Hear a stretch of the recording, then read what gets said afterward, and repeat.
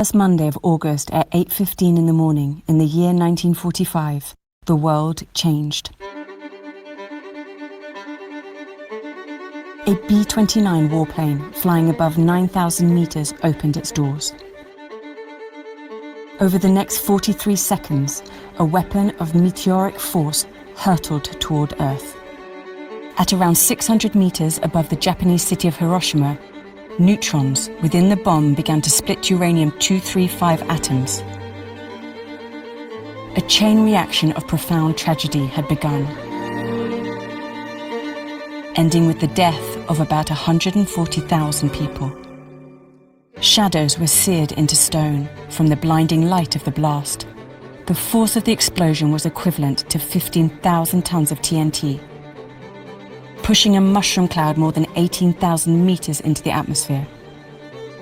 Every building within 1.5 kilometers of the epicenter effectively vaporized. Fires erased many of the structures that remained in more distant areas of the city, while a poison of radiation seeped into the very genetics of those who survived the impact. The following day, medical teams from the Japanese Red Cross arrived in Hiroshima from neighboring cities. Miraculously, their hospital was spared. While doors and windows were missing and a portion of the roof had collapsed, more than 31,000 patients were treated there in the 3 weeks that followed. 2 days later, minutes just after 11 o'clock in the morning on August 9th, tragedy struck once more. A 21 kiloton plutonium bomb detonated in the city of Nagasaki, killing around 74,000 people. On August 29th, the International Committee of the Red Cross was able to deploy Fritz Bilfinger, the first foreign observer to arrive at the scene in Hiroshima. He wrote, "City wiped out, 80%, all hospitals destroyed or seriously damaged.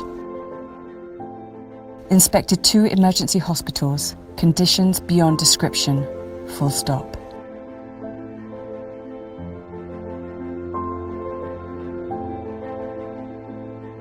A week later, Dr. Marcel Junot, the head of the International Committee of the Red Cross's delegation in Japan, arrived in the city with 15 tons of medical supplies, as the first foreign doctor on the ground.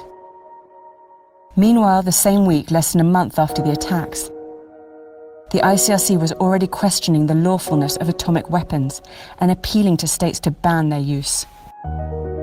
The greater the destructive power of war, the greater the necessity to spread the light of humanity into the infinite darkness. 5 years after the bombings, the death toll had reportedly reached 340,000 from sustained injuries, complications, and radiation poisoning. The Japanese Red Cross hospitals in Hiroshima and Nagasaki are still treating thousands of survivors and their descendants afflicted with birth defects to this day. This must never happen again. All states must join the Nuclear Ban Treaty.